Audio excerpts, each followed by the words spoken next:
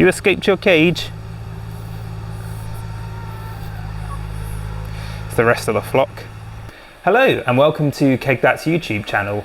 Today I'm going to be making a Kveik rosemary ale, and it's going to be going from grain to glass in under a week. It can be done that quick, and I'm going to show you how to do it. The secret, of course, although it's not really a secret anymore, is Kveik. It ferments really quick. So where a normal yeast would take 1 to 2 weeks to ferment, Kveik can take anywhere from a day to 3 days to 5 days to ferment.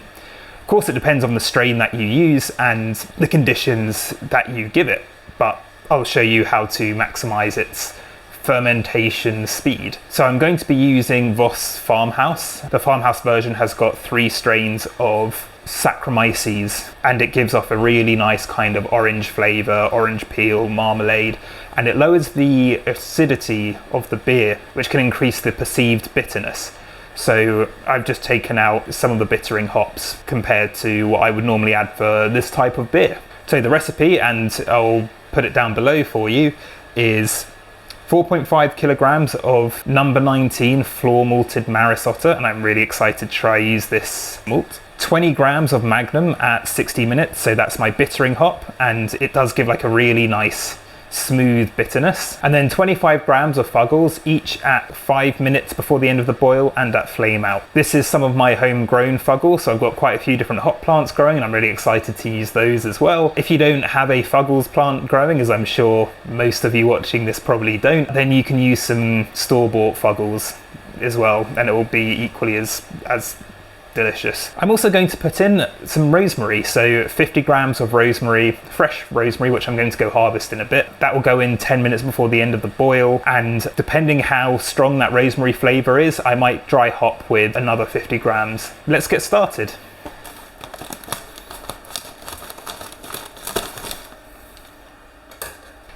So we're mashing in at 65 degrees. And I tend to mash for 90 minutes. I get an increase in efficiency if I do that. So I'm using 15 litres for mash water and 22 litres for sparge water.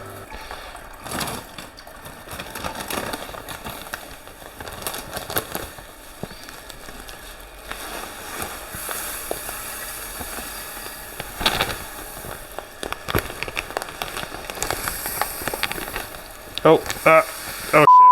Oh. Okay, it's all going in at once this time.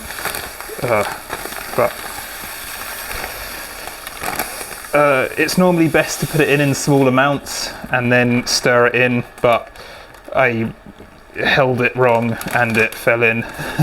It's not the end of the world. Just means I might have to stir it a bit more. As I mentioned, I'm also very excited about using this number 19 floor malted Maris Otter.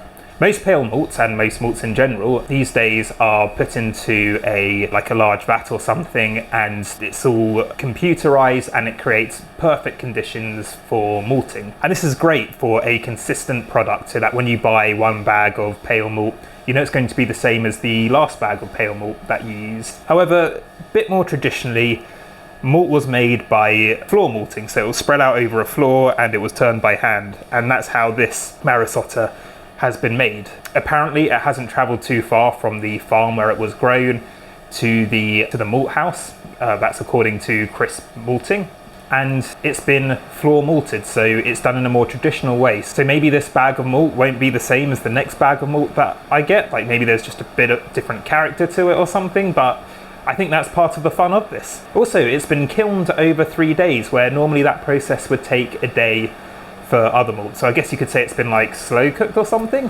And it brings out more of the bready character. And so I'm really looking forward to trying it once it's done. I live on a farm and we grow all sorts of different things, and we've got quite a lot of rosemary, which is one of the reasons to use it. And right behind me here is the Fuggles plant. And this has provided us the flowers, which we're going to use today. They're from last season. So I'm filming this early July, and this is a very mature plant. It's quite a few years old now, and it grows really well and really vigorously. And as you can see, it's starting to get the flowers coming in. Around late August, early September, they'll be ready to harvest. One of the reasons why I wanted to do this kind of ale, like a rosemary Kveik, is because there's loads of recipes out there for IPAs using Kveik yeast, which can also be done very quickly. I felt like doing something different, and also wanted to show that speed doesn't mean you have to compromise on anything else. So if you want to do something a bit different, like a herb beer or whatever takes your fancy, you can still do it with Kveik as your yeast. Also, traditionally, Kveiks were used in Norwegian farmhouse beers, and they would be done using ingredients which are basically grown around them. So they'd use lots of juniper and also a lot of homegrown hops as well. I don't do malting, that's an art form within itself. But I can use my homegrown hops, and whilst juniper doesn't seem to grow on the outskirts of London, we do get rosemary, so I guess it's like a London take on a Kveik beer.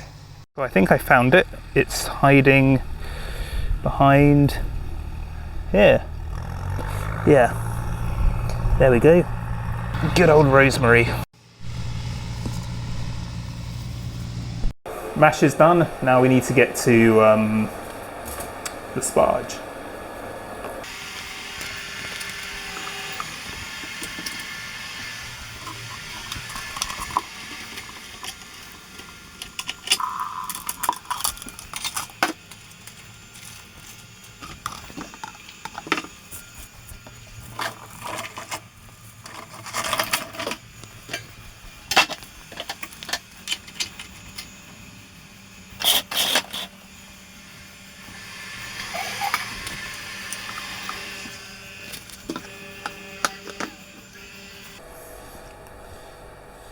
I'm just doing the sparge now, and I can smell that Maris Otter, and it's really nice and biscuity and bready. It's very strong actually. Like, I've done single malt Maris Otter beers before, and it has this smell, but this smell is quite a bit stronger, quite a bit more flavourful. So yeah, looking forward to it. This is what the sparge looks like. So we've got the first runnings here. This is the first 15 litres, and you can see it's really nice and dark. It's like a really rich colour. And here is, this is going to be 13 litres. Cool, I've got the kettle heating up behind me, and I'm just getting ready for the final boils. I've got my homegrown Fuggles, I've got my yeast, I've got the rosemary, and I've got some protofloc. Protofloc acts as like Irish moss. Basically it clears the beer. And I've got bread yeast, and you might be thinking, why bread yeast? Bread yeast is very important for Kveik because it acts as nutrient. I put it in about 15 minutes before the end of the boil, and the dead cells act as nutrients and food for the Kveik. Unlike other yeasts, Kveik really does need help with nutrients. Unless you're making high gravity beers, there won't be enough nutrients from the malts for it to ferment healthily. If you don't put the nutrients in, what tends to happen is it's a very slow ferment, and of course we want to get from grain to glass within a week. So it's very important we add that in. We throw the first hops in now. Okay, so the rosemary has gone in the boil. And that's what 25 grams of homegrown Fuggles looks like.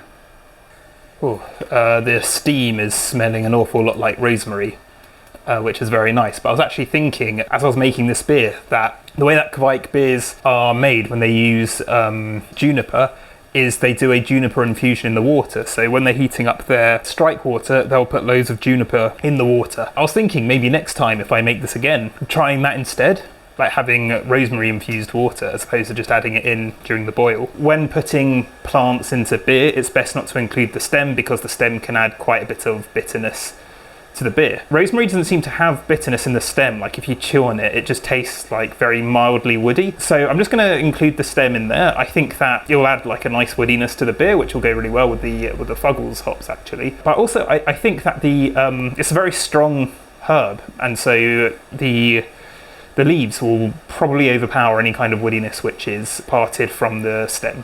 I'm just cooling the wort down now, and I've put in my 2 hop additions. I've put in some bread yeast for Kveik nutrients, and it's just cooling down to 40 degrees. Whilst this is going on, I'm just going to sanitize my fermenter and get that ready. So I'm transferring from the kettle to the fermenter.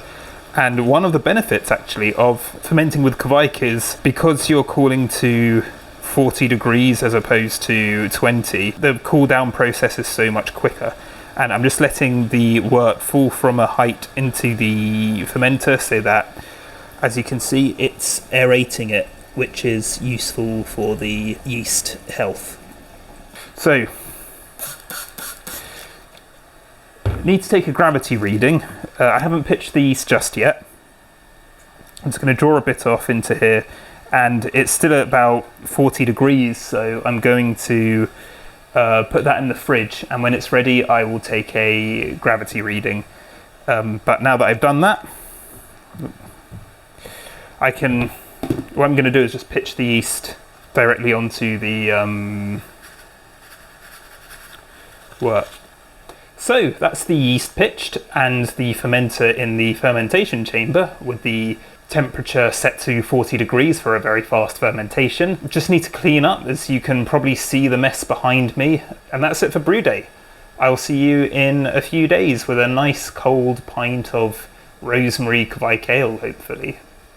Okay, it's been about 4 days post pitching and I'm doing another brew day, as you can probably see behind me, and the Rosemary Kveik beer has finished fermenting. It took a bit longer than I thought it would, just because it turns out my fermentation chamber can't get up to 40 degrees. It sort of got up to 35 at its peak, so I'm going to do a few edits to it to try and improve the temperature. But it's finished fermenting. I have a keg which is almost empty, so I'm going to try and empty it the fun way, but if that doesn't work, I will just bottle the beers from the keg. But the beer is still pretty warm. It's still going to be around 30 degrees, 33 degrees. So before I can quick carbonate it, I'm going to leave it in my keezer for a while so that it can cool down. I've transferred the beer to my keg, and if you want to know how to keg beer, we've got a video on that, and some of you may have seen that video actually and might remember that I mentioned you can fast carbonate. Whilst I said it as more of a passing comment, as that's a thing that you can do, I'm going to show you now how it actually works. So what I've done, I've got my keg, I transferred the beer into the keg and I let it cool down to keg temperatures before I did this. I've got the gas in, so this is connected to my gas cylinder, and what I'm going to do is basically do this, rock it for 10 minutes. So I'm basically just rocking it for 10 minutes. And the idea that by splashing around, what's going on is I'm increasing the surface area of the carbon dioxide to the beer so it dissolves quicker. Been rocking that keg back and forward for a bit now. I think it took the last bit of energy from me. But this is the finished product. It did have a bit more head on it, but I've left it for a small bit of time. Let's see what it's like. The rosemary really comes out in the aroma. There's also this underlying orange aroma to it as well. What's really dominant is the rosemary.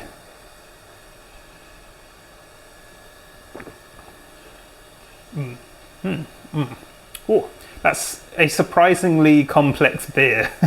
So I get a lot of the rosemary coming forward at first.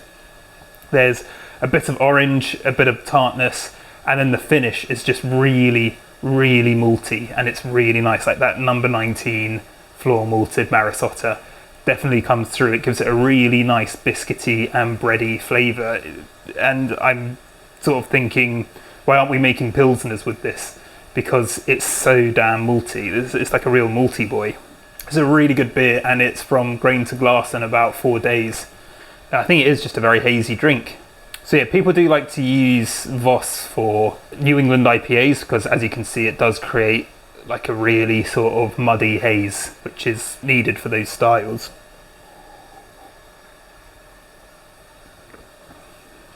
The more I drink it, the more tartness comes through, the more the orange comes through and like cuts through the other flavours as well. I'm really happy with that. It's a great beer, and I made it really quickly, and it's something really different as well. It tastes very different to most of the other beers that not only that I drink in the pub, but that I brew myself, and I could do it so quickly. I'm really happy with that. I've actually got friends coming around this weekend where we can drink this, and it definitely has that like herbaceous character. But you can try this with other beers, like maybe Rosemary doesn't take your fancy. Well, you can try making a really hoppy New England IPA, or you can make an English ale. What I have found is that Kveik has some really nice fruity esters which go really well in a sort of English style beer.